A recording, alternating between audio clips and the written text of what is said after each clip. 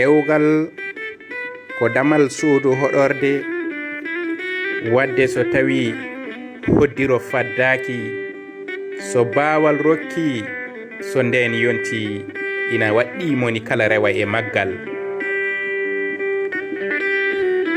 ɗum noon ina waɗɗi ganden sarɗiji maggal ko adi eɗen natana ngal andude e wadde ko waɗɗima e maggal ko ɗum woni sirluji cembinoji doole maggal. so mi wima dewgal ko lekki jarani lemade yitere yiyataki. so mi wima dewgal ko lekki fotki rosede jarani ƴogde ndiyam rosataki.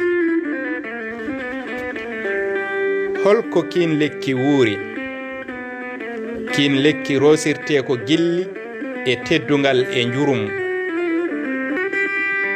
so ɗen geɗe ndenti e dewgal seyɗane jogotako e maggal geɗal.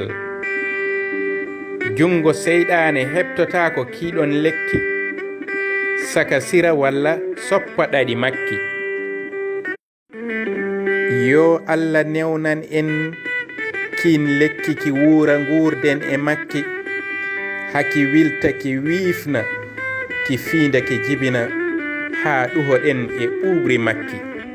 ɗum woni ɓesguuji meɗen barkinɗi janngo e jam ɓe mbawa lomtade en.